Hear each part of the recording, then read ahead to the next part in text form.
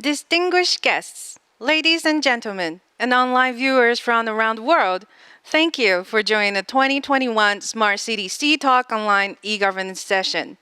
CTalk is a platform for practitioners and city representatives to share their values and visions. This year, our last CTalk session has brought a wide variety of smart city insights from leaders in the US, Brazil, Australia, and Colombia. Delegates from cities worldwide will engage in talks with one another to share and discuss their insights and ideas on the topic, drive the future agenda with new urban management. Joining the session today, please welcome Director of Business Development, Turin Drive, Mr. Stephen Liu. Director, Mayor's Office of International Trade and Commerce of San Francisco, the U.S., Mr. Mark Chandler. CIO of City of San Jose, the U.S., Mr. Rob Lloyd. Deputy Commissioner of Belo Horizonte City Hall, Brazil, Mr. John Matas Duarte. Business Improvement Coordinator of Economic Development and Strategy Branch, Logan City, Australia, Mr. Christian Parks. Director of Smart Cities for Bogota, Colombia, Ms. Juanita Rodriguez Gada. And please welcome our moderator for today, Professor and Director of Advanced Public Transport Research Center, National Taiwan University, Mr. Jason Zhang. Thank you and welcome. We will now take a virtual group photo of all delegates to capture this special moment. Delegates, please look into your camera. We're about to take a screenshot. Ready, set, smile. Next, please put up your right thumb and give us a thumbs up as we take another screenshot. Your right thumb, please. Thank you. Ready, set, smile. Thank you for joining the group photo shoot. And now, please let us invite our moderator for today, Mr. Jason Zhang, Professor and Director of Advanced Public Transport Research Center, NTU, to kickstart the session. Mr. Zhang, the floor is yours. Okay, good morning and good afternoon, good evening, our panelists, our honorable speakers, and I know someone also online and would like to join our discussion in this very important subject, e-governance. I believe you all agree that e-governance is one of the essential parts of smart city. I've been served as the advisor for mayor in Taipei City government since '94. It's been a long journey for city that become so-called smart city. I believe that one of the key success factor is the e-governance. Taiwan has been working on the so-called e-community, smart island, since the last century. Recently, we face big challenges because of the COVID-19 pandemic. However, the challenge also give us opportunities. So today we have wonderful panelists, experts, speakers from various regions and countries who will give us information on their experience in the development of the capacity of e-governance. We will also have the presentation on the preparation for the post COVID-19 in terms of the e-governance and digital infrastructure platform to provide services for our citizens. I could also share with you our effort in National Taiwan University together with our Ministry of Transport and Communications. Of course, our local city government, Taipei City government. In the past 5 years, we also try to develop the so-called public transportation information sharing platform. That become one of the digital infrastructure and platform for our citizen. Our strategic goal, I would like to share with you before your presentation, because I already look at those wonderful presentation materials. I find out there are many similarities when we develop and apply the digital technology for the e-governance development. Our strategy to develop the digital platform can be divided into 4 aspects. The first one, to enhance the quality and the confidence that people look at their services provided from the government. Second one, we try to increase the so-called productivity of those service providers. Third one, of course, to enhance the quality of decision making. The fourth one, with the above 3 together, we might provide new innovative service and also innovative technology that can enhance the capability of e-governance. That can also may generate jobs, enhance the economic growth.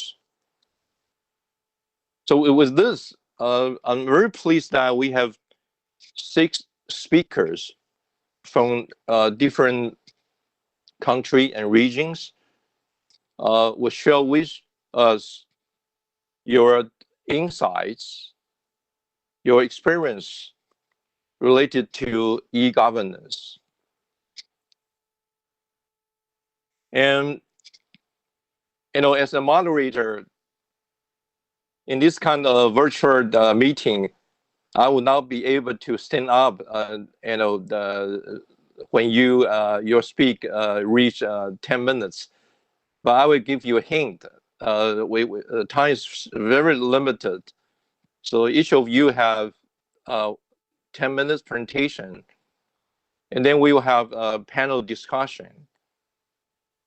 I know some of you may not be able to join our panel discussion, and I'll give you a quick question, and I hope that we can have some feedback right after your presentation. So let's start from our first speaker, Stephen Liu, from local Taipei city government. Stephen is now with the Turing Drive Taiwan. Turing is now providing and joining with the smart city program with Taipei city government in terms of the autonomous mobility. Touring has provided more than 30,000 passengers riding on the autonomous bus in the past 2-3 years in Taipei, in Taoyuan, and in other parts of Taiwan. They've been also working with the local government, industry, trying to have implementation in Singapore. So without further introduction, may I invite Stephen to give your presentation. Thank you. Thank you very much, Professor Zhang. Thank you. On behalf of Touring Drive, I'm very glad to introduce what we've been doing, especially with the Smart Taipei office, and to test run our autonomous driving medium bus in downtown Taipei. So may I have my slides? Very good. Next one, please. Touring Drive is a very young company, especially for a autonomous driving developer. We are just 3 years old, but we've got very strong support from two shareholders. One is a electric bus manufacturer in Taiwan called Chuangyi, and the other is a geographical information service provider in Japan called KKC. Next one, please. Over the past 3 years, we have been testing our autonomous driving system. Yes, we provide the system, not the vehicle, on various types of vehicles. There are 4 types of vehicles, from the smallest one, a golf cart, to a medium-sized bus. We've been tested in around 10 sites across Taiwan, and we got 2 special licenses from the authorities concerned about autonomous driving development, and we've been traveling for over 30,000 kilometers, taking over 70,000 passengers. More importantly, we have overcome different operational design domain in all those sites and special missions. And we've learned a lot from these sites and built up our system. Next one. The most iconic project among all is our test run in downtown Taipei. This project started very early last year in February, when we partnered with Taipei city government. Yes, the city government was a partner. They didn't pay us or by any kind of a tender or bid. We partnered together and applied for the special license from the Ministry of Economic Affairs, and we got approval in May last year, and then we put the bus on road for testing starting from May last year. And starting from July, we took some passengers for a test ride, and the service was open to the public from the end of September last year. Since then, the operation has been very smooth until recently, when the COVID-19 finally struck Taiwan and everything was suspended. And during our operation, we took over 3,000 passengers. And it's very remarkable because we only run in midnight along a dedicated bus lane in Taipei. Next one, please. I hope you've got a chance to experience the bus before we terminate the service. And then we'll find out that the route starts from the very east end of Taipei, from Taipei 101 near city government, to the west side, to in front of the presidential office. And it's pretty long. It's about 8 kilometers. And we will stop by all the bus stops along the way. And it's a two-way journey. Every night, every midnight, we start the bus from the east side and to the west side, make a turnaround and back. That's how it goes. Next one, please. The purpose of this experiment is to see if it's possible to provide autonomous driving or mass transport service at off-peak hours, especially along all the dedicated bus lanes. There is a wonderful network in Taipei, and if we can do so, then it will definitely increase efficiency or accessibility of public transport, needless to say. Next one, please. And actually, technology-wise, we've been doing quite good. If we compare the operational statistics or the disengagement rate, that measures the stability of the autonomous driving system, we are okay compared with top teams around the world, according to California DMV report. Now I would like to show you a short video of the project. Please play the video. Thank you.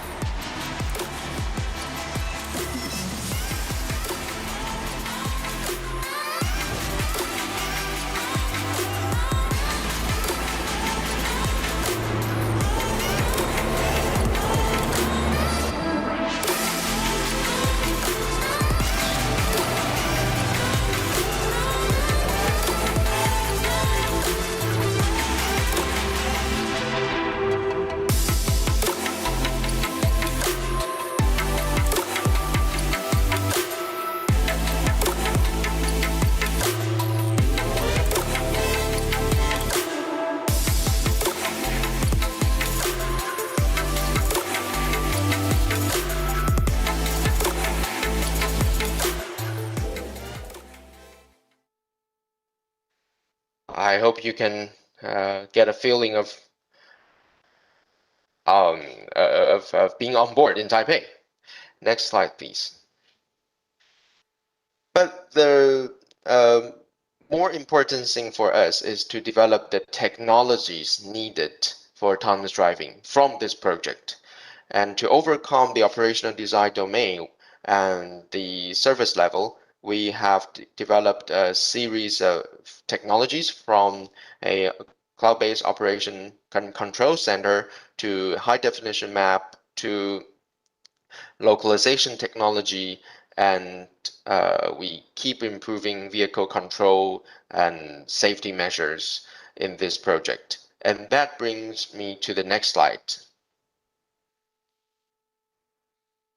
We have finished a portfolio of technologies from this project and others, and this include the perception technology from 3D bounding box to obstacle detection. Next one.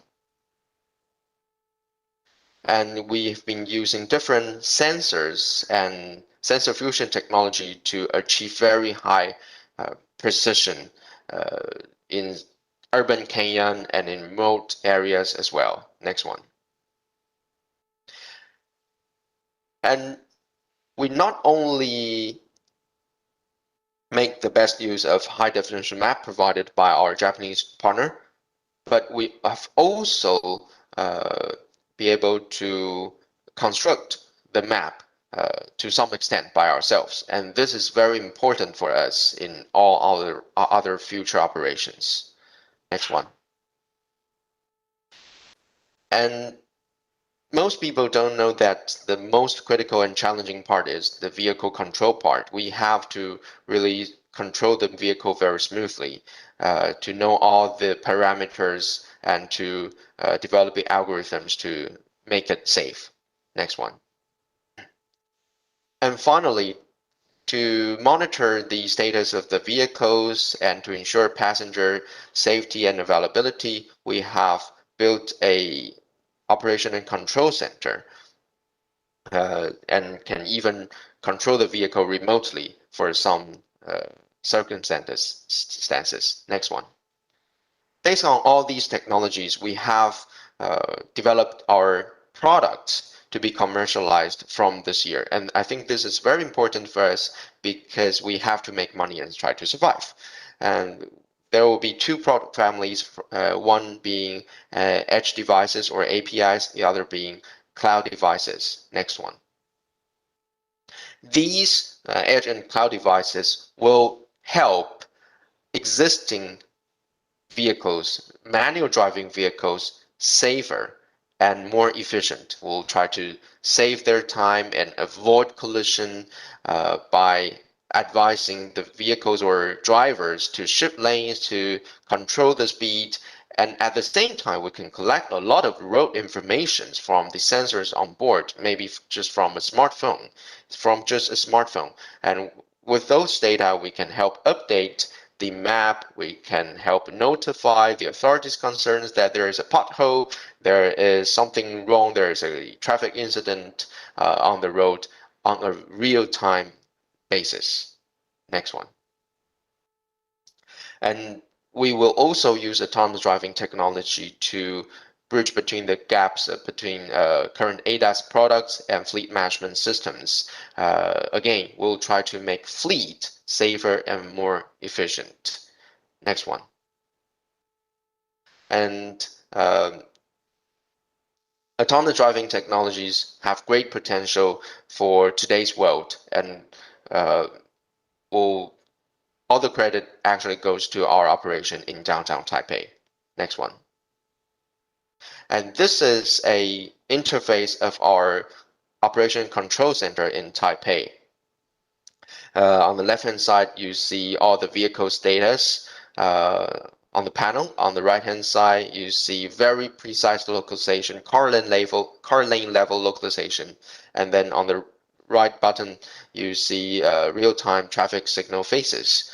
And this kind of product will also help today's commercial fleet safer and efficient. Next one, please. I believe that concludes my presentation. I hope you will have the chance to experience that. Thank you very much.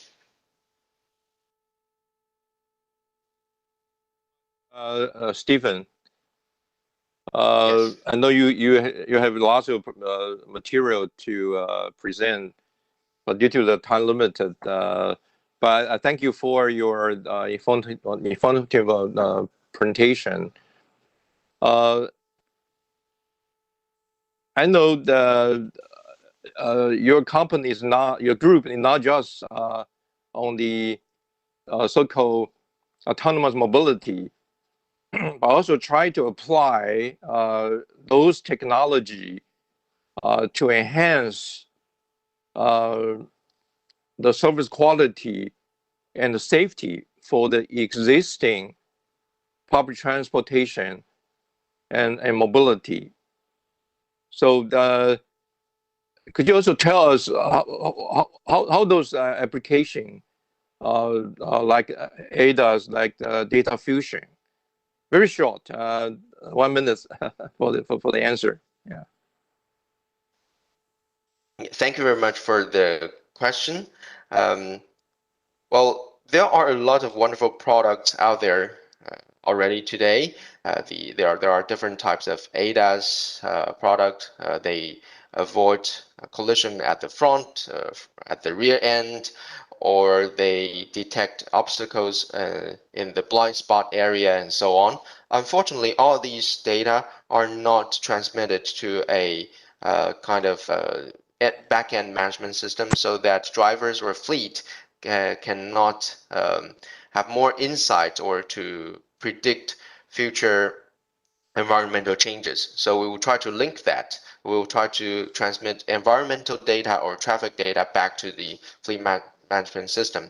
And likewise, current fleet management system fail to control the vehicle directly or to set some regulations or restrictions for the drivers. And that's also what we can do by way of autonomous driving control technology or a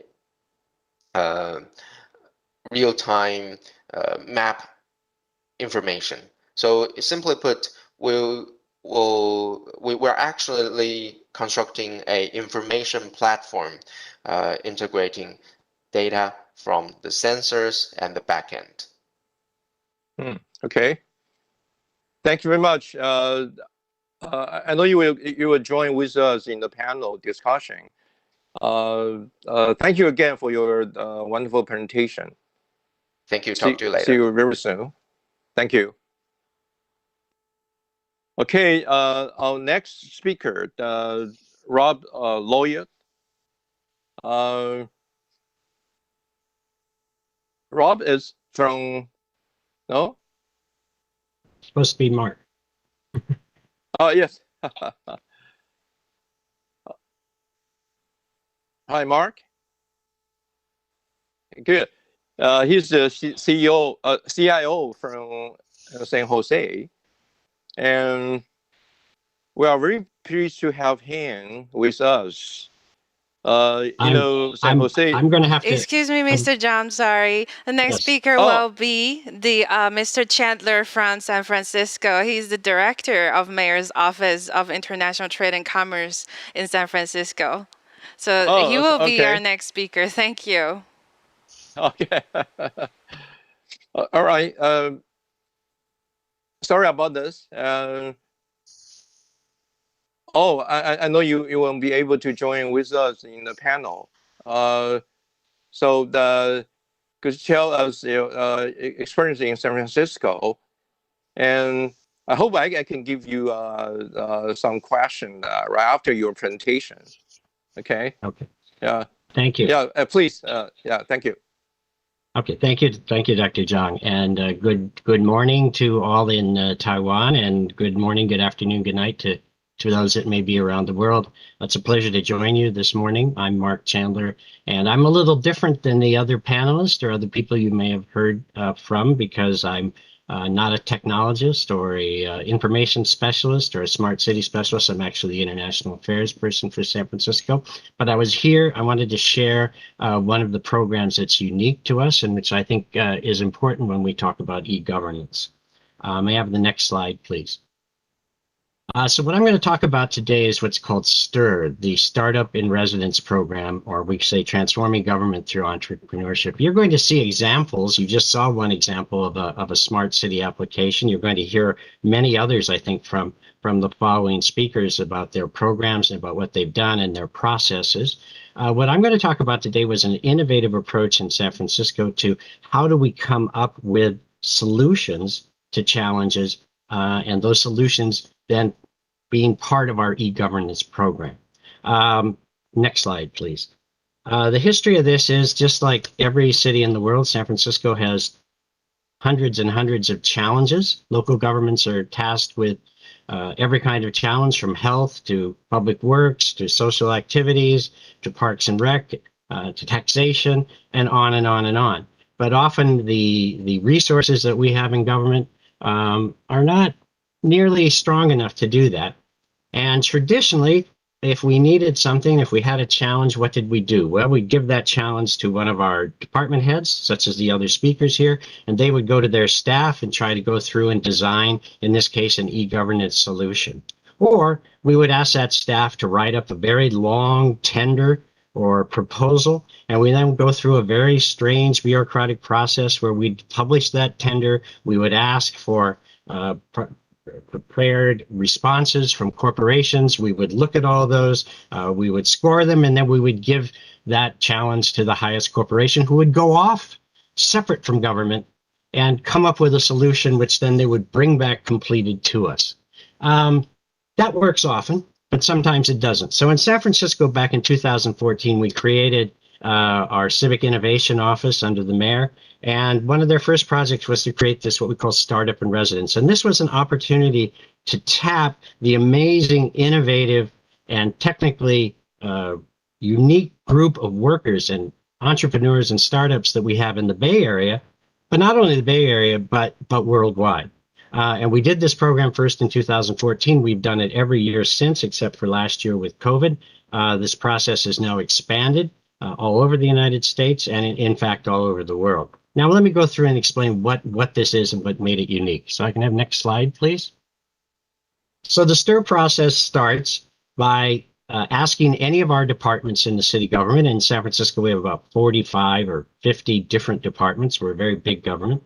and ask them for a challenge. This is something that they are seeing a problem with, or they're seeing a need, and they can't figure out quite how to address it themselves, or haven't had the resources. We take those challenges and we distribute those, frankly, through the internet to the startup and the entrepreneurial community around the world, primarily locally, but also around the world. Startups then come back, or innovative firms come back to us to apply for a challenge and to give us a very brief outline of how they would address this challenge and come up with a solution. And then our city innovation team in that department looks at these responses and chooses a partner. Now, here's what becomes unique, is what's the process? The process is not the old purchasing process. If it goes out to that private vendor, they do something, they come back. No, what happens here is the entrepreneur, the startup, comes into the city department for a 16-week period. They actually sit and they work directly with their counterparts in that city department. And often we'll bring in people from our nonprofit community or other communities if they have an interest, so that all the stakeholders and all the players are in one room together. And they'll work on this together. They'll go out and see the challenge, feel the challenge, understand the challenge. They'll talk with those that are going to be the benefits of this service, and they'll work together to develop a solution. And that is what makes this different. So you have one team together, not a separate private entity, not a separate public entity working in different rooms. So you give them 16 weeks to do this. So there's a very specific time period also, which ensures that you have to work quickly, and hopefully you have to work very cooperatively. After 16 weeks, we do a big demo day and we roll these out. And then if it's a really good solution, we can go into contract negotiations. And we've actually passed specific legislation, which allows us in STIR cases to do contracts or long-term contracts with those startups or innovative companies and not have to go out through our other regular purchasing procedures. Next slide, please. So here's some examples. SF International, we own and operate our international airport. It's owned by the city. Had a very interesting challenge of how do we create something online for blind people?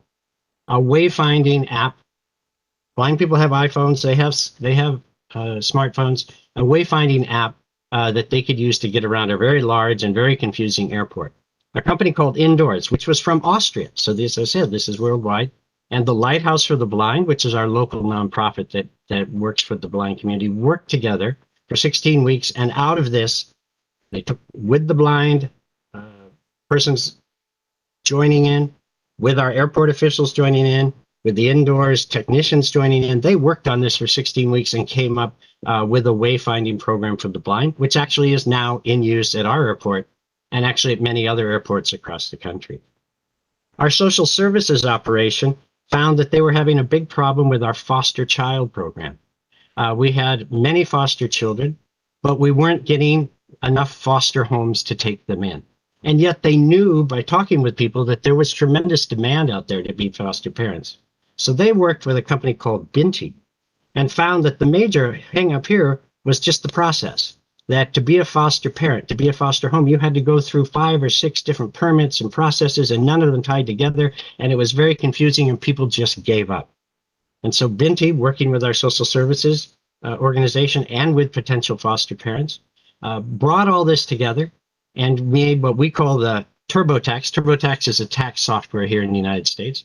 It's a one-stop shop for doing your tax.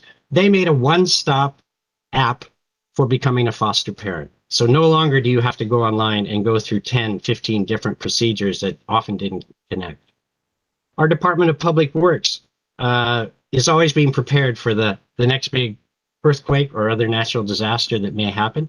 And they wanted to determine and come up with a way. Everybody has iPhones in the Public Works. They wanted to get an app that would help them do very quick analysis of the damage and assessments of damage from any earthquake or other natural disaster. And in this case, they worked with Spiral Scout, and now all of our DPW people have that app on their phone as they go out every day. Next slide, please.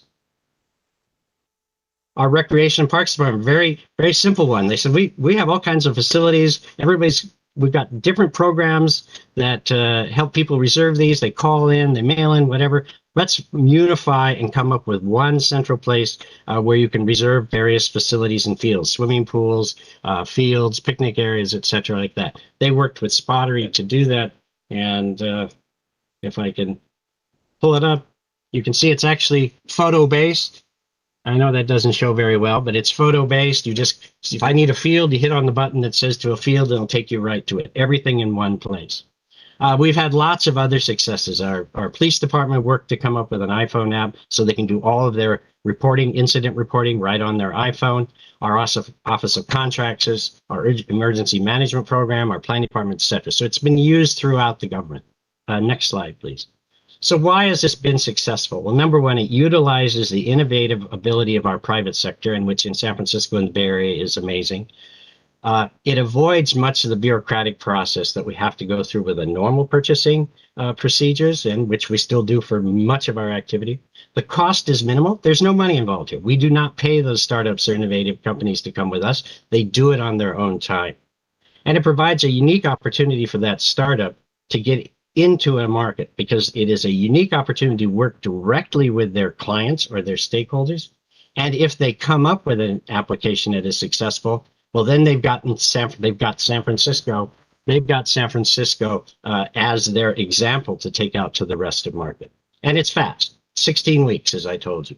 And we find that overall, this is providing much better e-services, e-governance services to our community. So I've taken my 10 minutes, Dr. Zhang. I'll throw it back to you. Thank you very much. Last slide, just say thank you from City and County of San Francisco. Yeah, thank you very much, Mark. I know you are in a hurry heading to another meeting with Mayor.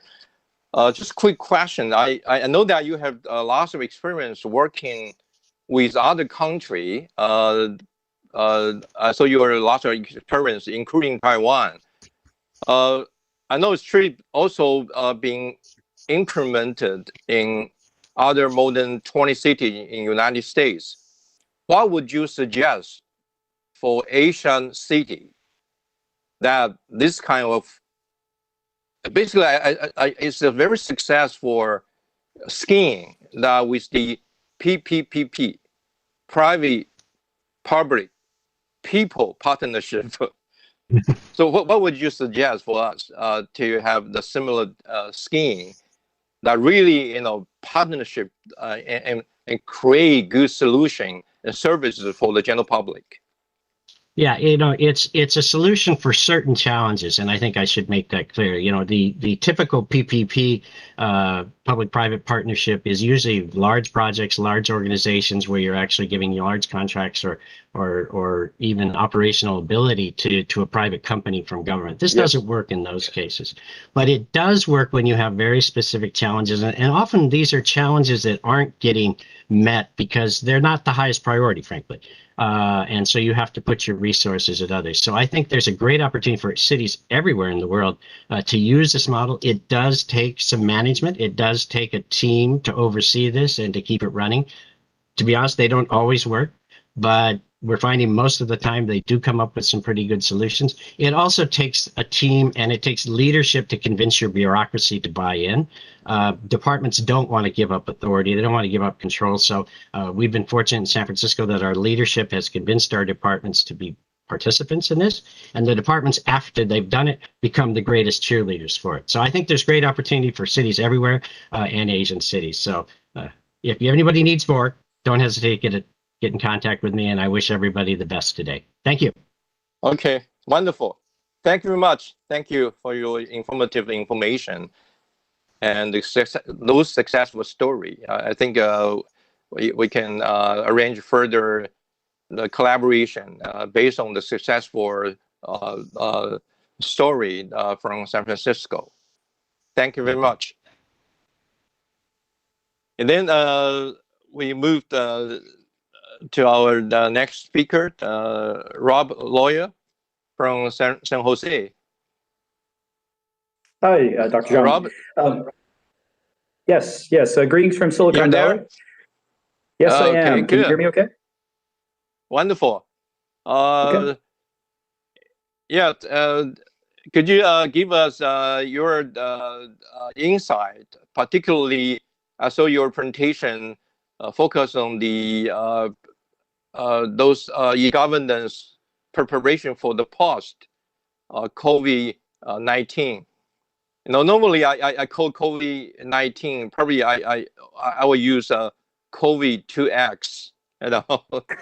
It will be our next normal. So I will be very pleased to see the experience from San Jose, particularly San Jose obtained the honor as the innovative city 2020, and you have to keep the balance between safety, security, and economic growth. So I believe you have lots of experience sharing with us. Now you have 10 minutes. Thank you. Thank you, Doctor. So I do want to say it's great to be here in front of you because actually my mom's from Taichung. So I actually spent part of my childhood traveling and spending summers there, going to Sun Moon Lake, Hualien. So it's good to actually connect. It feels like I'm talking with something of my roots.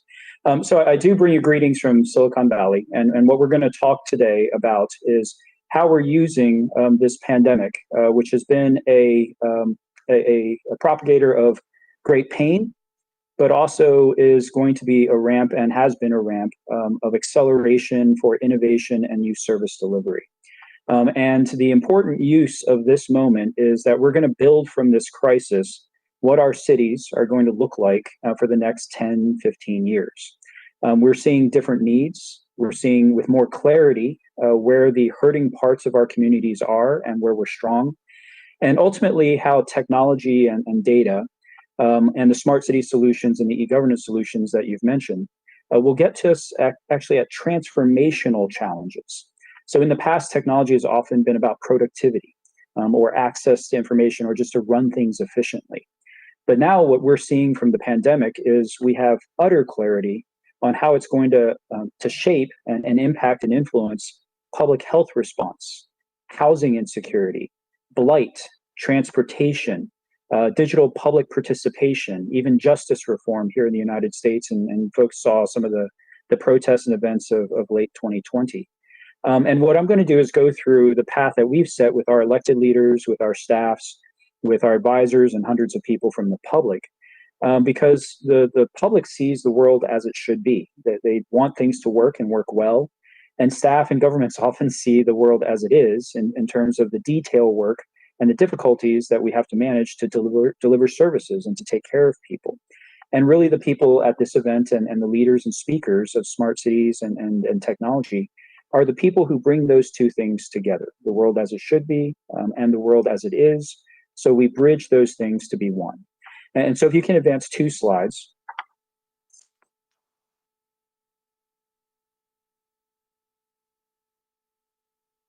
2 slides, one more. There you go. One of the things that we always start with in San Jose is the recognition that all of our smart and e-government and technology initiatives are actually about community and people. And so we have a saying on the inside here that technology is powered by people, and then the fruits of technology should be about community. Next slide. And one of the things that we did in setting our IT strategic plan coming out of the pandemic was to say what we did prior was brilliant at the basics and service delivery. What we're going to do heading out of the pandemic for us as we turn the corner is going to look very different because our departments and our community and our elected leaders are asking for very different things, where the focus was on very specific service deliveries and some measures. Now we're talking about those transformational questions that I mentioned. Next slide. And so across those input points that were on the previous slide, we said there's really 3 things that we're going to really have to focus on for the next 2.5 years that are going to plot our course strategically as a smart city and e-government city for the next really 10 years. Number 1 is the clear focus on equity. When the pandemic hit, it showed us who our essential workers are, who needs to work, who's being left behind, who doesn't have access to connectivity or even healthcare. And so that haves and have-nots situation that we've allowed to emerge in our communities is going to hold back our ability to save lives, save livelihoods, and have safe workforces. And the pandemic is going to look very differently, very different if we can actually take care of all parts of our community. So to be successful in that, we also have to teach our communities and our staffs how to really focus on our residents. And from there, how do we train ourselves to look at them and to see the parts of our community that need the most help, and to then make the investments that are going to get at better service delivery and more responsiveness. And also with that is one of the greatest lessons we've learned in the partnerships we have here are how much that you must partner internally and externally to get at those transformational challenges that I mentioned. So if you're going to solve some housing insecurity issues because of evictions and moratoriums, or economic strife, or the lockdowns and businesses going out of business, you actually have to be able to identify the problem and then work across many partners inside and out to get it where those people are and to give them the help that they need in the best ways possible. And that's a skill. It's not just something that you can hope that happens. It's an investment that you have to make. Number two, if you can advance the slide, is the hybrid organization. And so the reality of our future is that we both have a digital workforce and a digital public. And we have to rebuild our organizations to support both of their participation and full participation in our organizations. Our staff, how we hire them, their work styles, how we onboard them, how we build culture are going to change. Also changing is now we have hundreds more people participating in public meetings because they can do so virtually. And the comments feed into how our electeds make their decisions. And so we're going to make very different decisions and process that input, everything from budget allocations to how we do our zoning and planning, to how we actually enact that justice reform that I talked about earlier. Next is, if we advance one more slide, is doubling down on digital services. And what digital services means is, in the pandemic, our first step was to just make sure people could go home and keep working. The next step, and we had a continuum of 3 steps, is we said we can do that, and that's important, but we can't lose sight of the next 2 things that we have to do.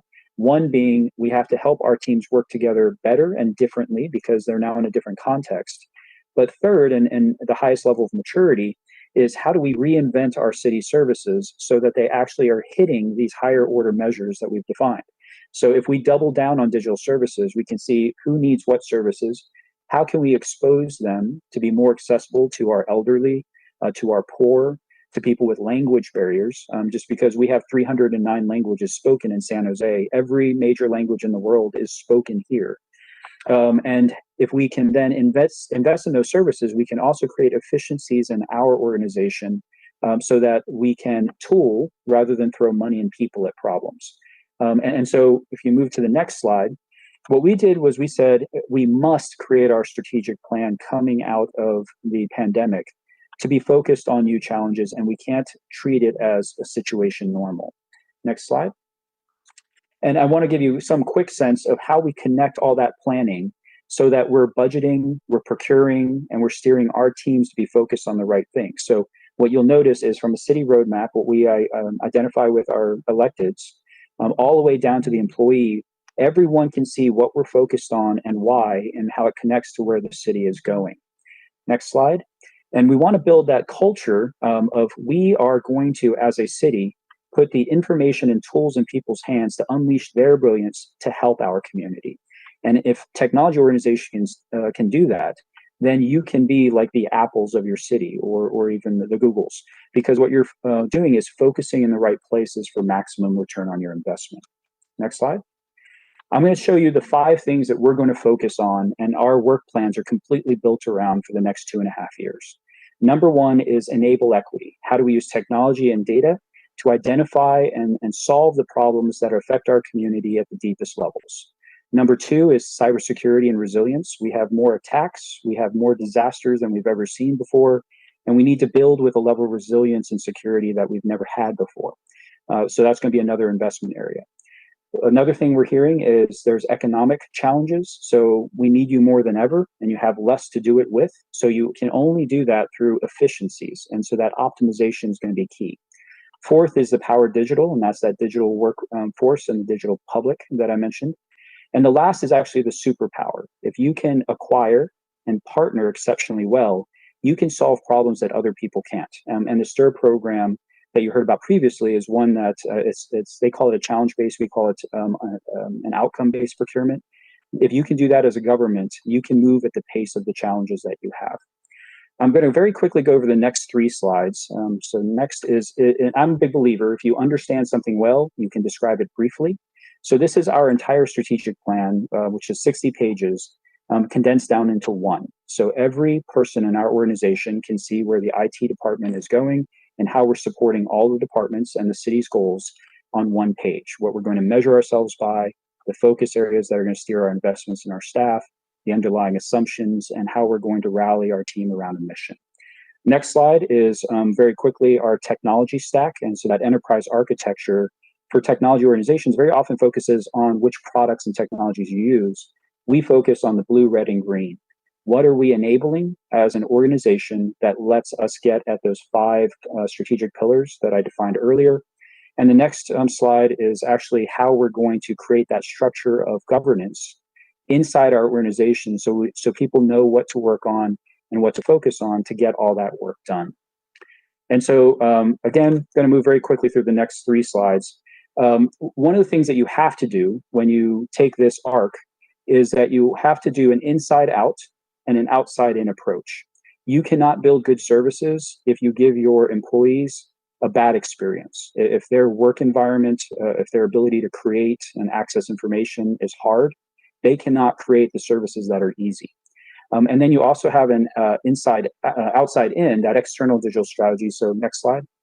And how you tool yourself to do that then connects with the next slide, which is the outside in, is how do you actually then do the informed engage residents work? How do you build what the community is demanding? And how do you ensure that you're not leaving anyone behind? The last 3 slides I have is next is one of the things that we are very good about in San Jose is prioritizing as a whole city. Very few elected governments can show you this. This is what the electeds and staff have said we're going to focus on in the next 12 to 16 months. If you're not on that, then oh well. And then this is our path and how well it works, because this is how we went from never placing as an innovative city to the #1 most innovative city in the country through this methodology. And again, circling back to what I said in the beginning on the last slide, is we always come back around to this being about community and the help that we give.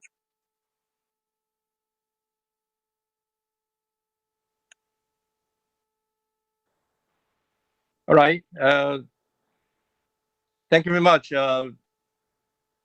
I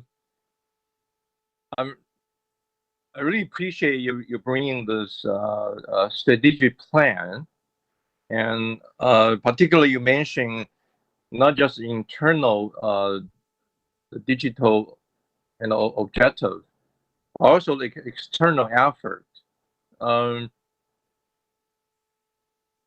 And also, you also have a very clear roadmap, to implement, but to pursue the objectives. Could you also share with us, as a CIO, any particular scheme to monitoring the progress of this roadmap? And also how to get feedback from those partners in this overall framework. Thank you. Sure, yeah, and I'll talk about 2 pieces very quickly. One is the things we do are who we are. The change that we create in those projects are who we're trying to be.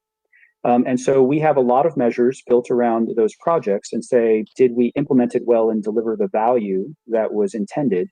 Sometimes if we see a project is off course, we'll cut it off and say, all right, this isn't what it was schemed to be. And we won't throw good money after that. But ongoing, we actually check back once a year to say, is that system, and not all of them, we choose samples, is it continuing to deliver what it needs to deliver? and or is there a next investment we need to make? And so that's what we call product project management, and one of the key attributes. The second thing is you saw that equity lens that we put as the very first strategic pillar. One of the things that we have to work with our Office of Racial Equity and with our departments is they're very honest. We know equity means we have to reinvent our services. We don't know how to do it yet. And so we need the tools to build new solutions and to actually get the data so we can see what we're doing well and what we're not doing well and then iterate to improve. But that actually is a model that we're continuing to build. So I don't want to give anyone the impression that we figured it out 100%. Okay. All right, good.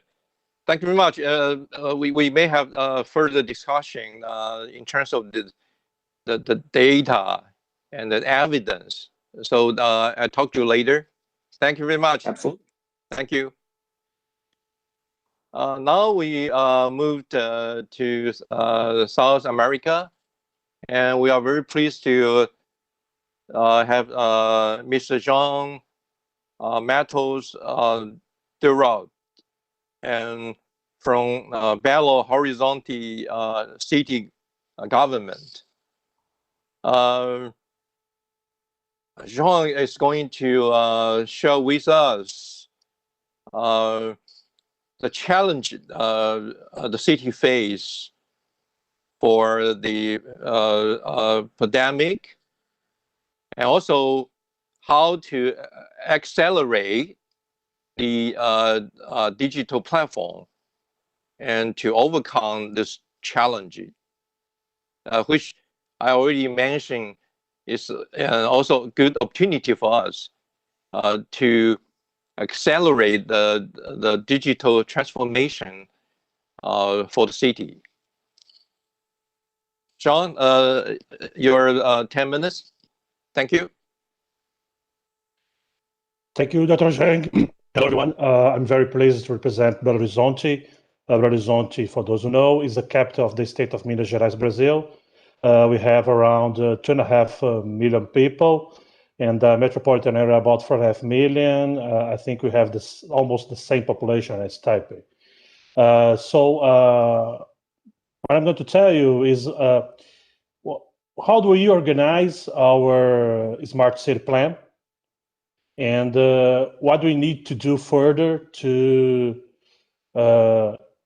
deal with the pandemic challenges. Of course, it's not specific in Horizonte, it's around the world.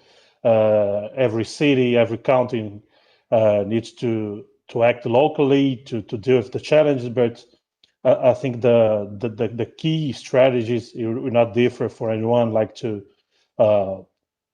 home office, digital transformation, and of course some innovation in health initiatives. Next slide, please. So we have a main motto that guides our strategic plan, that's to govern for those who need. And of course, in agreement with Rob from Jose, people is in the center of this design. And of course, when I say about our smart city program, it's not about technology. Technology is a tool. It's a way to get there. We can use technology to make it better, but it's not the final goal. Next slide, please. So of course, when talking about technology, we have this 3 axes. Is not new for anyone, but I like to highlight people and processes, because our digital transformation strategy, we have some challenge that is not technology challenge. We're not doing anything like new here to put a public service in the internet, to use apps, to connect internal process, but we need to develop competencies and capacities among our public servants and of course in the community. So to make this transition, I think it's where we put the most effort in our city, and of course in process, because we can't digitalize a process that it doesn't work like in the normal way. So We need to make it better to be digital, to see the value proposal that the citizen can realize. Next slide, please. So our Smart City program is focused with 5 guidelines: sustainability, environment, and citizenship. So we focus in food security, our nature, our air quality, for example, recycling and circular economy, and mobility and security, city monitoring, smart lighting, bus systems, and I have to point out that this program is designed in a new master plan that the city approved about 2 years ago. There is, of course, it's aligned with the new urban agenda, and it's a transport-oriented development master plan, and also aligned with the key SDGs for planning cities, like mainly the Goal 11. And so continuity, accessibility to governments and citizen service, and that includes the whole open data or city app initiatives. We have more than 70 services in our app. You can, for example, evaluate the public transport. You can download your health exams that you do in the public services. You can ask for some maintenance in our street, and of course our open data initiatives and user experience initiatives. We have resilience in economic and urban development.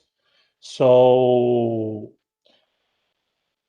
not only improve technology and services, but bring the private sector to help us do it. So you have some open lab initiatives in the city, a program that to work with the entrepreneur environment of the city to make the bureaucracy don't get in the way for who's want to develop business here.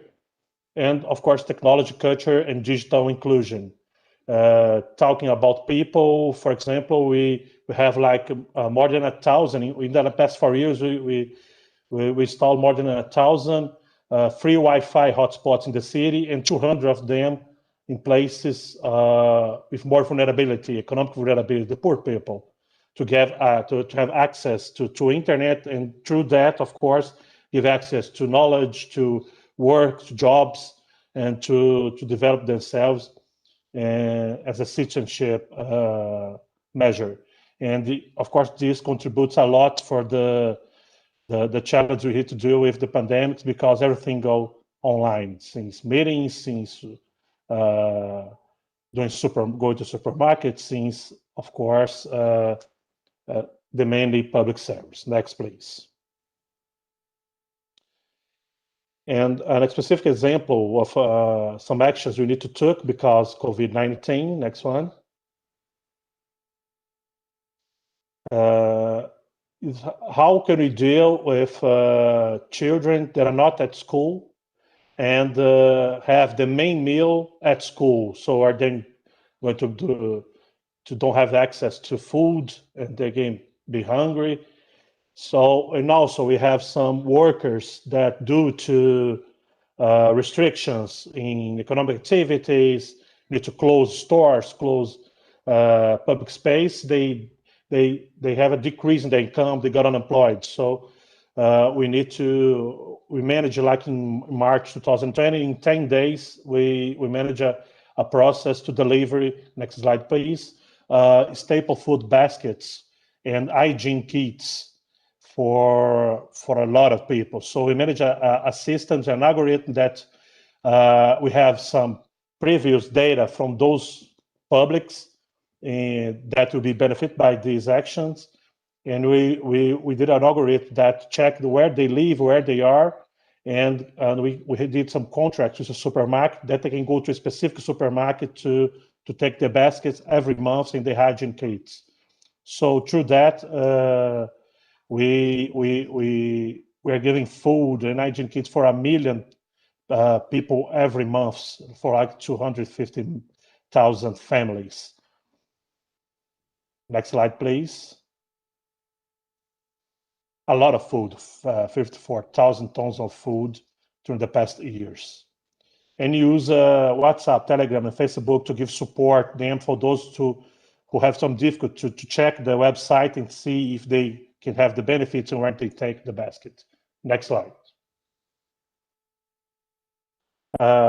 Another tool is to give online medical assistance for the city. It's a partnership with a healthcare company, the private healthcare company, that we can book online medical assistance for the doctor to the web to see if you need to go to the exam, if you need to do anything specific. Next, please. And of course, our digital services. I have update of one data that is in this slide. In the past almost 1.5 years, we got around 220 new digital services. And we need to close our one-stop shop, and that we have more than 700 services. But as Dr. Zhang said, we realized that about 85% of the service we offer in this one-stop shop could be done online. So when we close it, because people can go out of homes, we saw an opportunity to not go back as the way we were. So we have more than almost 5,000 people every day in this one-stop shop. Now we have only 400 because all the services are also online. And we got the app. We have almost 200,000 cities that download our app. So it's a success for us, and a mindset changing in our public servant, of course, to shift for these full digital services. Next, please. So how do we keep our citizens healthy and invigorate regional economic activity? So in a transition, I'm not going to tell what's going to happen next year, but right now what we're doing and what we have been doing. Next, please. We have a web page that we think transparency is really necessary, mailing this fake news word. So we have a web page that you can put the general alert of the city, red, yellow, and green, considering pandemic indicators. And we put the protocols that applies to all kind of business services, and they can put the economic activity code, international code, and see if they are allowed to open, what time, and what they have to do to receive their clients. Next, please.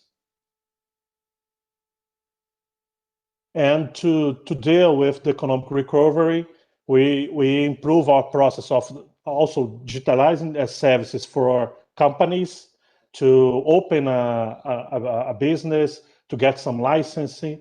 For instance, we are now approving the final license for a building after the building is already constructed. We're using drones. Before that, we need to send a public servant to check if the building it's according to the project, the preview license. Now you can use drones, you can use photos.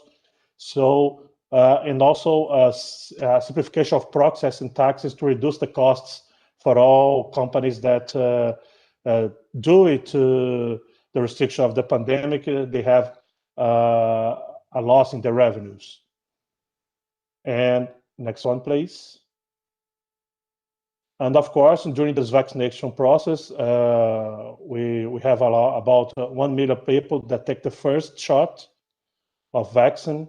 So it's a process that we keep going further for some time. And of course, maybe to the next years, we don't know yet. We have a web page where you can disclosure the list of vaccinations, the public, the places, all to the web. Next, please. So that's it. I would like to thank you again and say that we are engaged to make a better future, simpler, smarter, and more digital. Thank you very much. Due to the time limit, I have to put all the question to the panel discussion. But Sean, I do know you are also a professor giving lecture in university. So probably later on, I will ask you to also share with your experience how to also make our young generation understand the benefit and the skill they have to learn. As you know, one of my PhD students from your city, now working on the inclusive mobility for public transportation. So I'm very pleased that you share with us the experience from your city. Thank you very much. Now we Very great, move Dr. to Chen. Oh, sorry. yeah. Okay. Thank you. Thank you. Now we move to Australia. We are very pleased to have Mr. Christian Parks. Christian is a planner. Now he serves as the business improvement coordinator in the Logan City Council, Australia. And with his experience, he and his team developed a so-called PD Hub, which is a digital platform to provide services for our general public and also the developer neighborhoods. So without further discussion, Christian, you have 10 minutes, please. Thank you. Thank you. Greetings, everyone. Hello from Australia. Thank you, Dr. Cheng. Thank you to the event organisers for giving me this opportunity today. I'd also like to especially thank one of the previous speakers for being non-technical and a non-smart city specialist. So thank you very much, Mark Chandler. I'm just a poor town planner. Okay, next slide, please. Okay, just a little bit of context. This is Australia. You can see Logan City there. We're sandwiched between Brisbane and the Gold Coast. It's a lovely place to live, nice climate, subtropical. So we are fortunate enough to enjoy very nice climate almost every day of the year. Thank you. A little bit of comparison here for Taipei and Logan. Fairly different as you would expect. Logan's roughly 4 times the size in area to Taipei, and we've only got about 1/10 of the population. So very different, but that should help give people a bit of a context of Logan. Next slide. A little bit more about Logan. Logan is very diverse. We're fortunate to have more than 200 different cultures represented. Logan's quite an affordable area. That's why it's been popular. A lot of people have moved there from other countries, set up home, and we've got the benefit of that with wonderful temples, markets, and restaurants. It's quite an interesting part of Australia. Logan's also very good for families. Some of that is for the same reasons. It's quite affordable by Australian standards, so families can move to Logan. They can buy their first house. But equally, due to our location, particularly being sandwiched between Brisbane and the Gold Coast, there's a lot of jobs available. So it's quite a good base for families and working people. Logan's very green. We cover a big area, as I displayed previously. A lot of that space is rural. We've got a strong agricultural sector. We've also got a lot of land under conservation and land available for people to go and play and enjoy for sports. Yes, we do have koalas. Koalas will be a reoccurring theme in today's presentation. We've actually got a koala sanctuary in Logan, so that's one of our residents there you can see. Next slide. So jumping now into why we developed the PD Hub, and that stands for Planning and Development Hub. We really want to create a one-stop shop of planning informational planning tools. Similar to what some of the previous speakers spoke about, we wanted to focus on the people, the citizens of Logan, and trying to re-engage them in the town planning process. We know town planning is complicated, but I don't think many town planners have done enough in recent decades to allow people to understand it, to make the process transparent, to build trust. So that's really where we started from as our vision for the Logan PD Hub. Next slide. So what we thought we would do is try and come up with a list of some of those very specific questions that people ask. And I suspect a lot of these are common around the world. In Logan, people always want to know if their property's flooded. They want to know what's happening next door. What are the neighbours up to? And they always want to know what will it cost. So rather than people having to go down very traditional methods of getting that information, which would be engaging a consultant, paying money, or walking into council, lining up and asking those questions, we tried to build some tools so that people from home or from their desks could get a lot of that information initially and start to have a good foundation of town planning knowledge. Next slide, please. So this is the homepage for the Logan Hub. It's a website and the link's there. If people have time and they're interested, please have a play with that. I'd love your feedback on what you think of it. So it does have some generic tools. You probably can't make it out there, but it's got some basic GIS mapping which people can play with, bring layers on and off. But the main focus has been trying to think of, as I said, what are some of those common questions that people and consultants need to know, and can we automate that? Can we bring some of that planning information, which is tied up in complicated bureaucratic speak, into data, put an interface over it so that people and normal citizens can engage with it? Next slide. Okay, and I should say no koalas were hurt in the production of this PowerPoint. I'm sure this guy climbed down on one of those branches and made it to safety. Is my property flooded? You know, we get this question all the time, and it's a really important question. So in the old days, someone would have to pay council $100. I think it was $100. They'd fill a form in, they'd lob that into council, and then they would wait a couple of weeks for a council officer to do the research and write them back a letter explaining what the flooding constraints were or weren't on their property. So we were able to capture all of that flood modelling data, put it into the tool, and now across every property in the city, you can put in an address, hit enter, and you'll get back a report similar to what you see there. It will tell you if your property is flooded or not. It'll show you the extent, and you probably can't make it out, but it actually even gives you the depth of that flooding. So people can take that information, they can make a decision on whether they should buy a property. They can give that report to their insurance agency potentially. So it's been very popular. Next slide. Can I build apartments on my property? Now, it could be apartments, it could be a hospital, it could be a warehouse. Now, people want to know if they can build something on a particular location. So from a planning perspective, a lot of the information in our books of rules is based around a location and what we in Australia might call a zone. So it'll have regulations based on in a residential area or industrial. And then there'll be another set of controls which are unique to that particular activity, you know, whether it's apartments or warehouses. And really all we're doing is grabbing the combination of those controls and making them available to the customer. So what we've done with this tool, you can put in your address and the PD Hub will spit out a report and it'll tell you all the uses which are appropriate.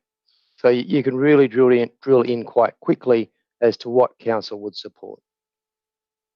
Next slide. This is our latest tool, and this one is slightly different. So rather than telling you about the planning process, what you can and what you can't do, this is actually telling you what's happening on the ground. So this shows you what's being built, what applications have been lodged, what approvals exist.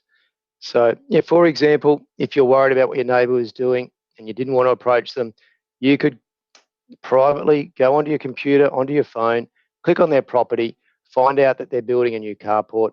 You could even download their plans and you've got them there. You're informed. You can even email them to your partner. So that's what that's done for people. In the same instance, people may find out that there is a supermarket proposed.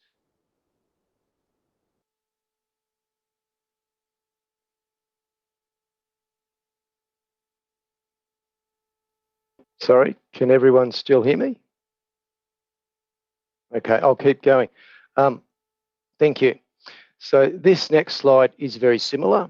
And what I've done here, I've simply done a search for apartments at a suburb level. So if you're a developer and you're wondering about what approvals exist but haven't been built, you can very quickly see that there might be 10, 15, whatever approvals out there that haven't been taken up. So you can make a decision as to whether that suburb has dropped out or not. Next slide, please. This one's always very popular with developers. A lot of people are doing their desktop analysis. They're not out on site, and the infrastructure is underground.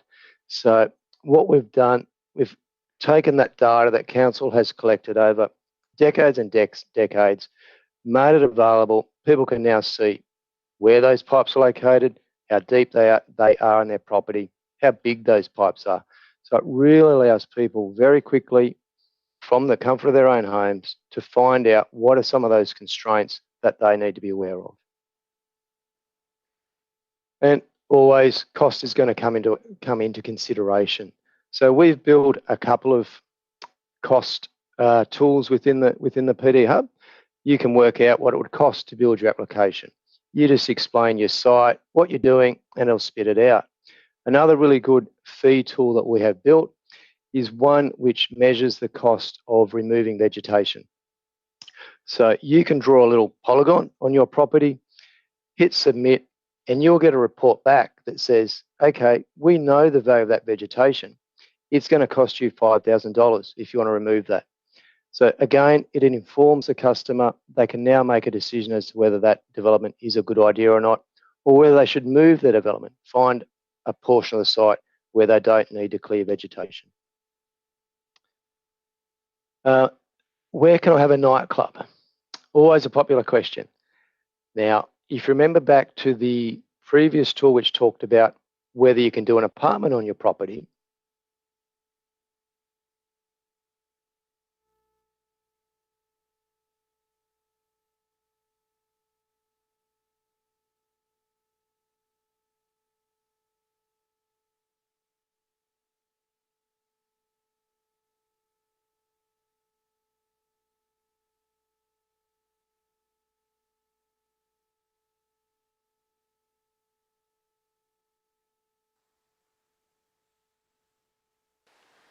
Hi, excuse me, Hello. Mr. Parks, are you still online with us? We seem to be losing your audio feed.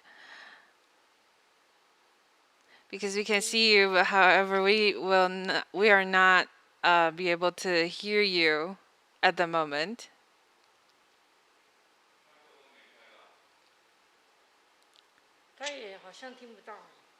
Could you hear? Okay. We'll return the microphone back to our moderator, and I think we will proceed to the next speaker for the moment. And if Mr. Christian Parks come back, we'll get back to him. Thank you. Okay. Okay, let's move to our next speaker. The last speaker, but not the list. We were very pleased to have Juanita, Miss Katas. Are you there? Good. Dr. Chang, yes. For the presentation. Yes, and thank you. Still keep together with us. Yeah,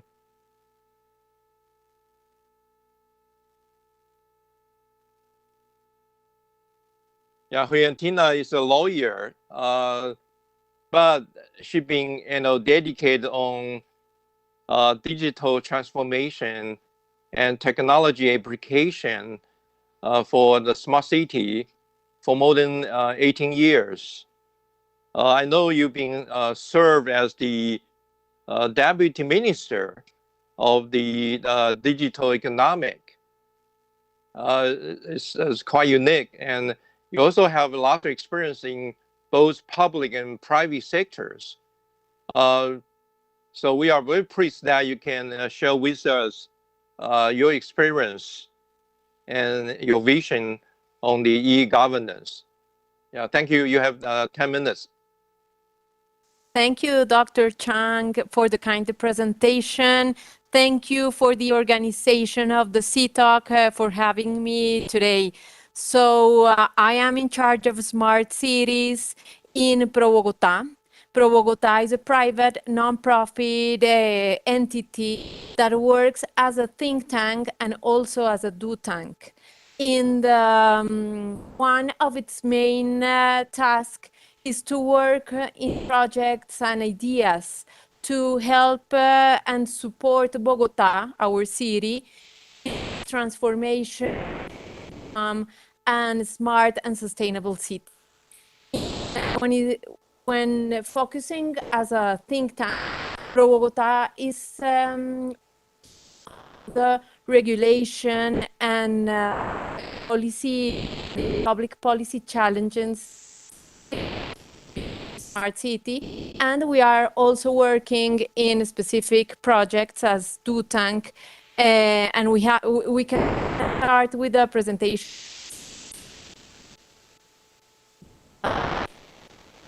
slides. Excuse me, sorry, Miss Juanita Rodriguez, would you mind holding the microphone a little bit closer to your mouth so we can have a clear audio? Thank you very much. Okay, thank you. I was having problem with the. I think now it's better. Yes, yes. Please hold it close and remain there. Thank you very much. Thank you.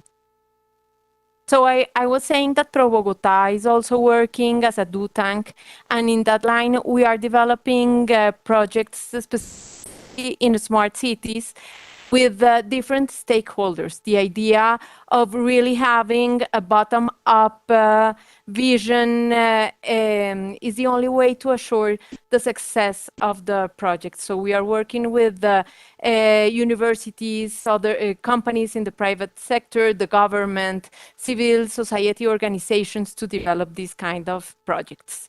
So let's talk about the challenges of the city. Back in 2019, we started a year with a very bad news for Bogota. We started having air pollution warnings, and it was a fact that we were going to have air quality problems as a permanent challenge and in the other hand, we also have a very bad news for the city, that was that we were champions in traffic jams. There were numbers that were saying that the time that we were spending in traffic jams was more than 200 hours per year, just spending time in a so these kind of problems have to be rise with innovation and let's continue. Next slide. We can continue with the other one to be able to finish in time. So we decided to create a capability in Bogota to be able to work as a data-driven city.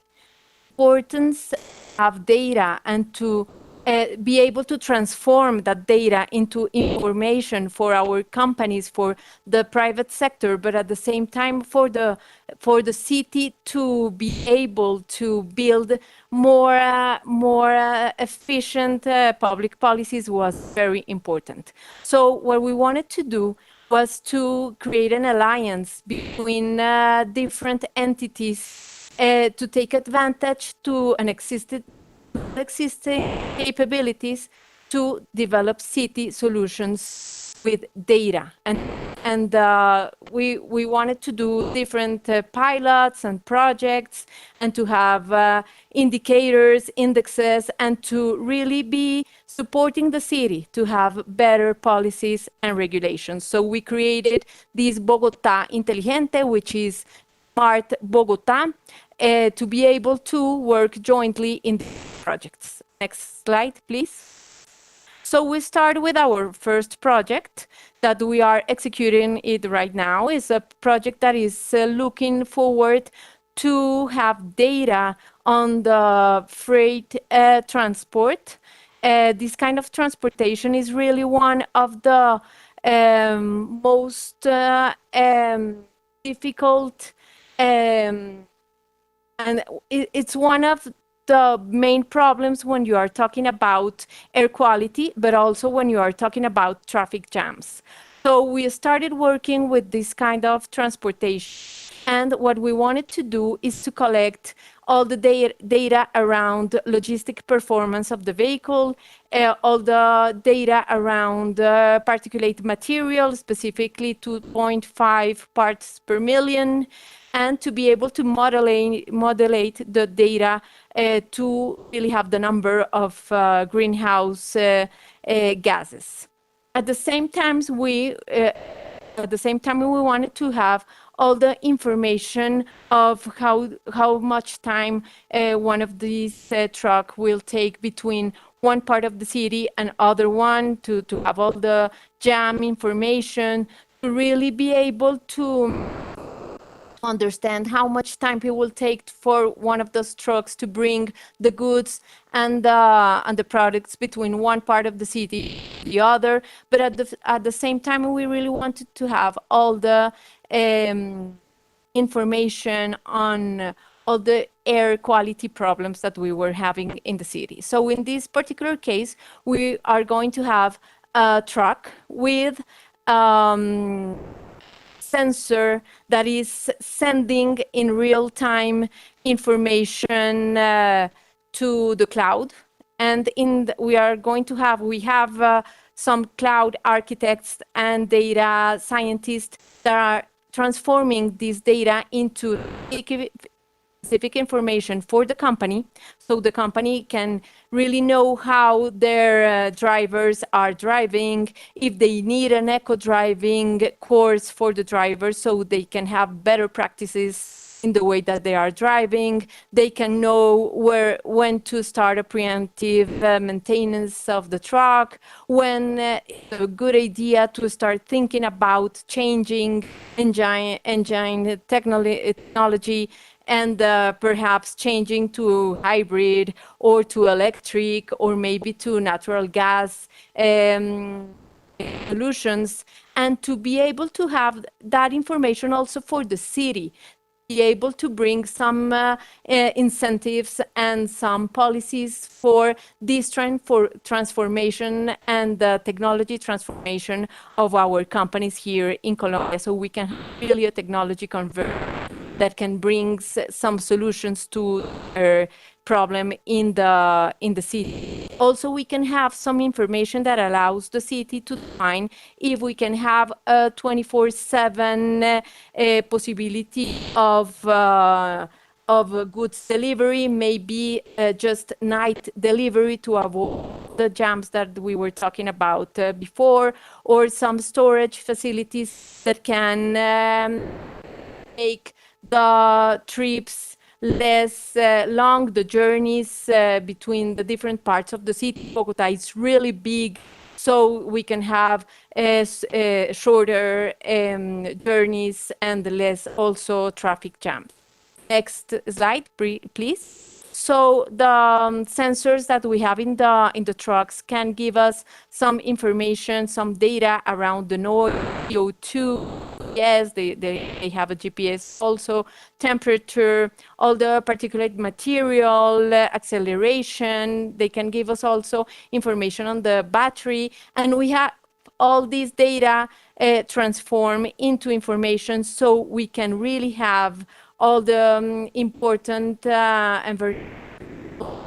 information, the times of the journey, and all the logistic map of the city. The idea is to be able to have visualization dashboards that can really help the companies and the city to be able to really understand the information. Right? This is an example of different and multiple stakeholders. As I was saying at the beginning, when we are working and talking about a smart city, it's a joint effort between the citizens, the universities, the private sector, the government, the civil society organizations, and that this is a project that really wants to show that it's possible to work in that way.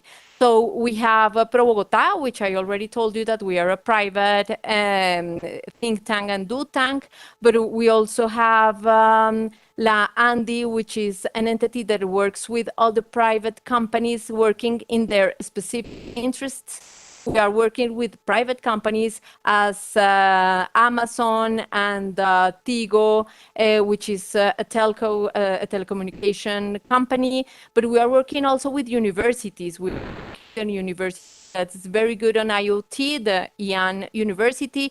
We are working with the University of Rosario. They are very good on data analytics. We are working also with Connect Bogotá, which is an innovation agency city. We are working with a law firm because we really want to be able to have projects that are very well built from the PI point of view, but also in privacy when we are working with data. And we are also working SENA, which is a government entity that works in technical courses and education. And we are working with them specifically in the eco driving course for the drivers that are part of this project. So this is a way that we can really show how we can join effort and work in projects that are really making a difference in the city, because they are allowing the companies to have better practices, but also the city to understand how to build different and innovative policies. Now we can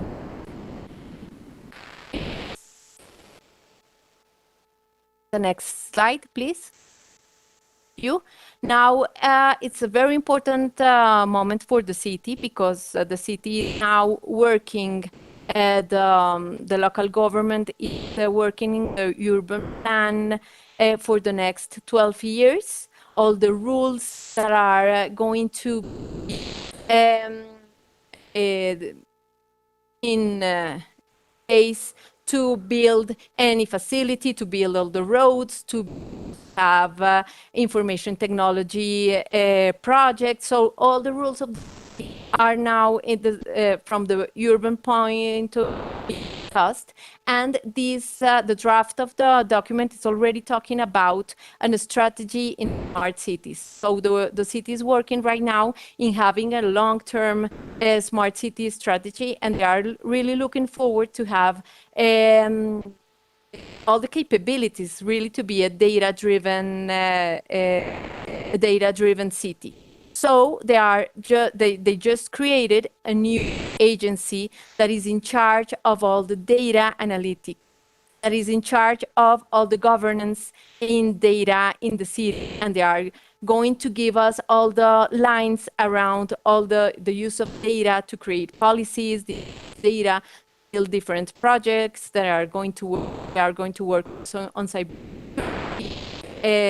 strategies and privacy strategies to the data in the. So they are already starting to work in projects that I think is very important also for these capabilities. And they are starting working in improvement the access of informal businesses and little companies to microcredits. They are also working on be able to upgrade the capability of predict and to be able to work better with all the video surveillance system in the city to working on not just a smart and sustainable city, but also a secure, safe city to allow all the other projects to be developed in the city. They are also working in different strategies and projects to fight corruption in the city, in the government, but also in the private sector, use data to do that. So this is a totally local government owned company, and the board members are other entities of. And this is something really important, I think, for Bogota to be able to really understand the power of data to build a different smart as a state. That will be my presentation. Thank you so much. Thank you very much, Juanita. We know that Bogota is very successful in the public transportation, particularly promoting bus rapid transit. You know, I've been working with Mayor Penalosa for more than 15 years. Now today we are very pleased that you bring in another important issue, which is the clean freight transportation. I think it's equally important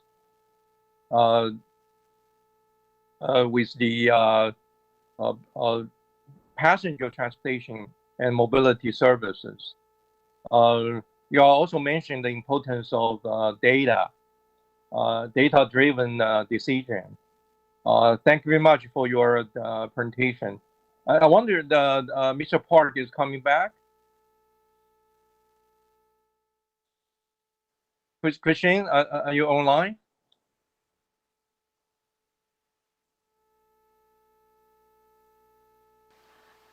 Oh. Hi. So apparently we have Mr. Park reconnecting to the conference, and he will be joining us shortly. But for now, I believe it is a good time for us to proceed to the panel discussion for the moment. Oh, okay. I think we have Mr. Mr. Parks back. Can you hear us clearly? And please let us know if we can also hear you. Yeah, Christine. I think we're still missing you your have audio. yeah.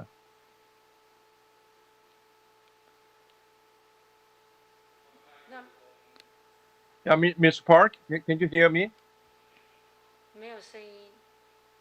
Okay, Oh. so it seems that we're still missing your audio, Mr. Park. Is it okay that if we just proceed to the panel discussion at the moment, and we'll come back to you once we have that fixed? Thank you.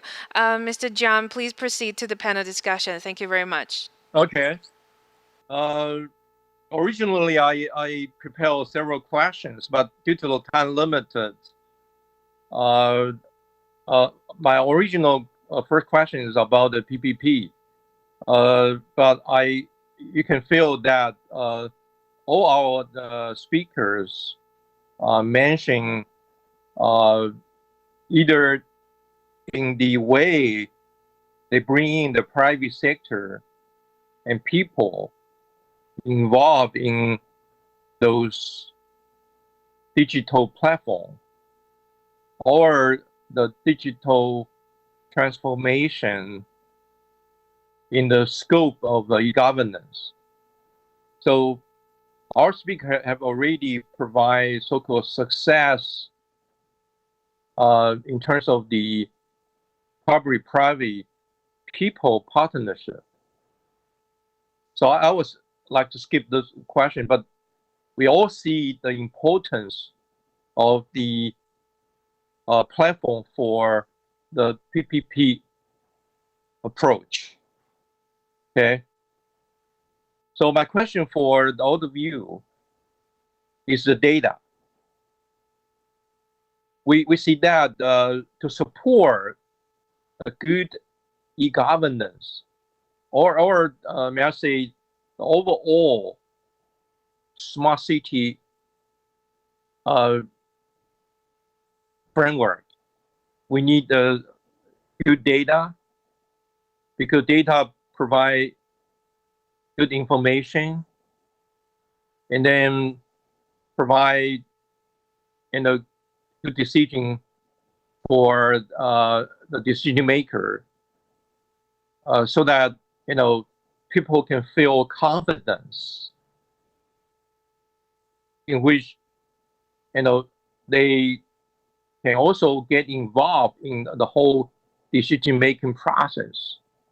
That will also benefit to the developer, to the industry. So I would say a good data-driven ecosystem will make sure that the e-governance and overall smart city being successful. So I will ask you how to establish this data-driven ecosystem, or we can say the evidence-based decision-making scheme. Anyone start? John, you would like to start? Yes, I can start. Thank you, Mr. Zhang. I guess, as I tried to point out, one of our challenges to develop capability among our public servants. When I say capabilities, of course, I'm saying about the skills that you need to make data work or to make data useful, considering the use of data. Of course, we produce a lot of data with the digital service. We have a lot of opportunities, and I say to everyone that our state of art will be when we have enough awareness of our data and the user that the citizen doesn't need to ask us the service. We already know what is the demand, what's the problem of the city. We can deliver faster and without them complaining. But the capability, it's of course one thing that I like to highlight, but also we need to start. So we have some initiatives. For example, we have more than 100 data sets in our open data portal with all the layers of the city, of our geographical information systems that is used for the private sector to map the city for their own purpose. We have our transport data published. So you need to start. Of course, the potential is unlimited, but I think the first step is to develop capabilities and start with useful things. Thank you very much. Rob?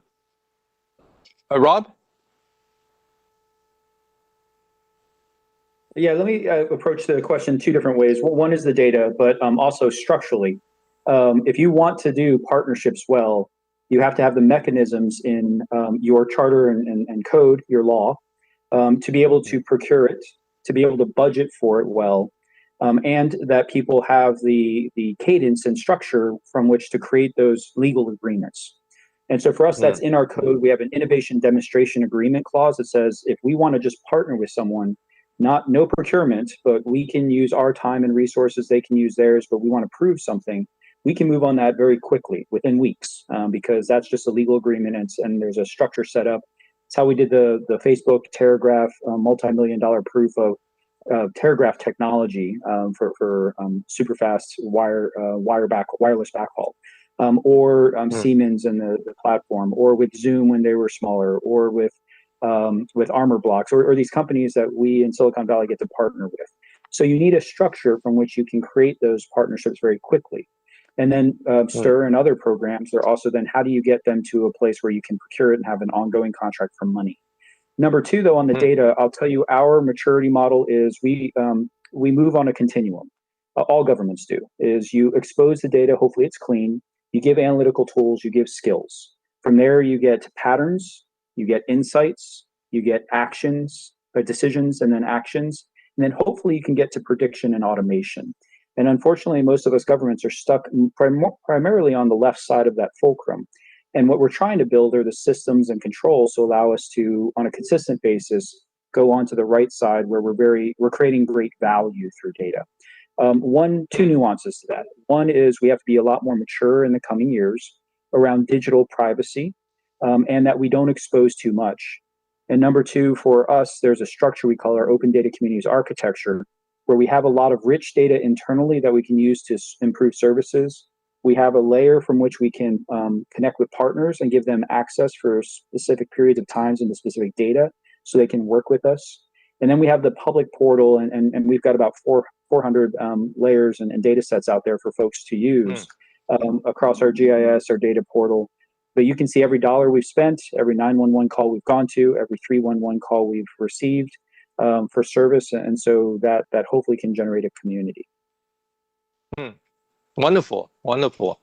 So our city government also think about what is the value of the data, and not just for the e-governance, the function provided, service provided by the government, but also may generate innovative service, which can make the data become valuable. And so we are also thinking about to have a pricing scheme for people using the data and generate services.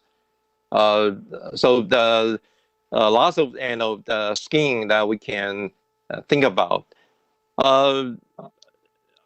And about Stephen, from the private sector, I believe you generate lots of data. And what would you suggest for the public side, and how to form the so-called data ecosystem? Yeah. Thank you. Thank you for the question. I believe that Taipei city government, or generally in Taiwan, the government has developed a very good data sharing program and open data portal for private sector to access and utilize these data. This is a very wonderful first step. However, we find that there is a large amount of data hidden in the government, in the public sector, and I expect that there will be a application or discussion forum for firms, enterprises to apply for such data, providing it's good for the public. And I think such application mechanism is still lacking in Taiwan. Okay. So we would suggest to have a more open architect, so the people in the industry, a potential service provider, can easily access the data and maybe generate more added value based on the data available. Thank you very much. Thank you. Thank you. And may I ask Anita, your vision? You've been working in the digital transformation and big data applications. What would you suggest to formulate this data ecosystem, data-driven ecosystem? Thank you. Thank you. Thank you for the question. I think it's very important to work on the talent. And others, as other speakers were saying before, it's very important to have the people that in the entity private sector also has the capability to collect, store, protect, and transform the data. And you can think that is so simple, but we are facing here challenges that we have a lot of entities without the people that has the minimum skills to create a database. So I think this is a really important issue that we have to. The other thing that I think is very important is to create trust that enables citizens to also be able to share data.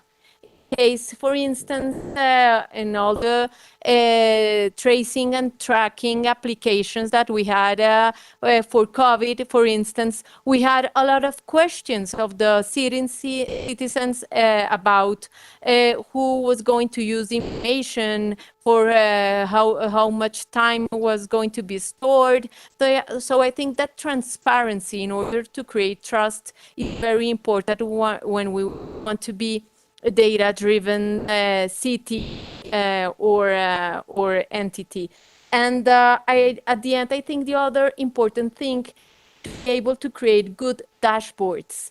So you have this data, you'll be able to transform it into information and amazing dashboards for the people that is going to decide to be able to visualize the information way. You know that the people that is going to make the decision not very into technology.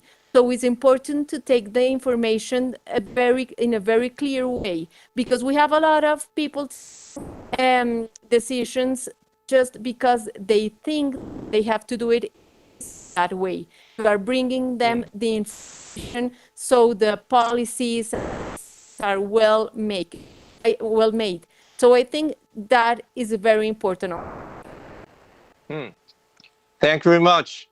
Yeah, you mentioned the trust, the confidence, and the Mr. Park from Logan City also mentioned his and his group's contribution to develop a digital platform that not just simplify the application for the e-government services, but also create a platform that people feel trust, feel confidence, that can easily use the data, the information, the platform to obtain the necessary services.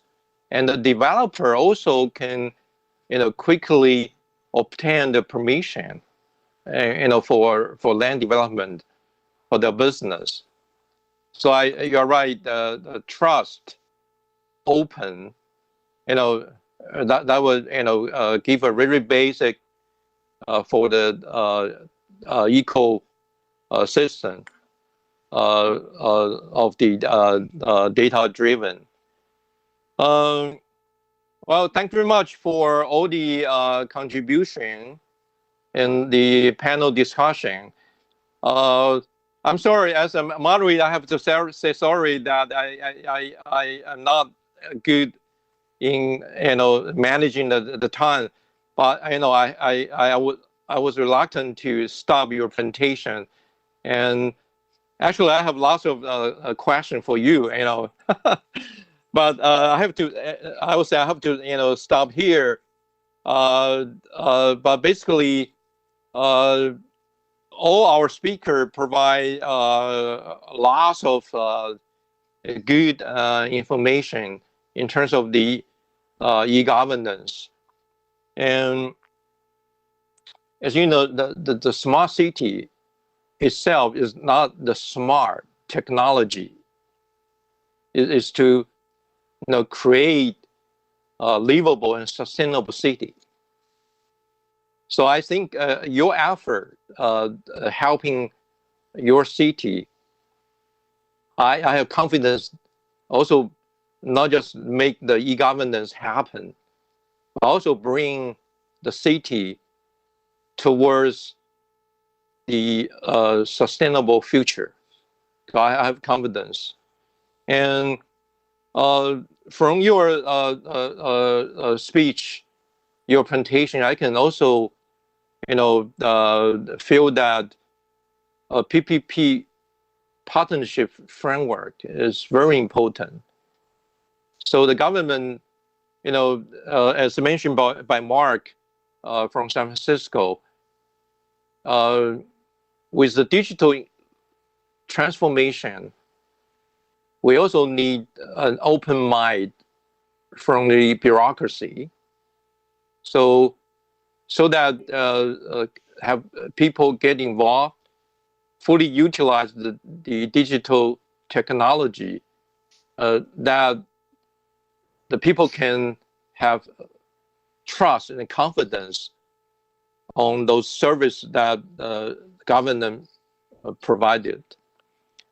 I'm very also pleased that several speakers mentioned about the opportunity due to the pandemic, and so we are also preparing with the digital technology for the next normal, and also that pandemic situation accelerate the digital transformation. I think we also learned this merit from our speakers' presentations. Ladies and gentlemen, due to the COVID-19, we could not sit together, meet you in person. But I have confidence. Next spring,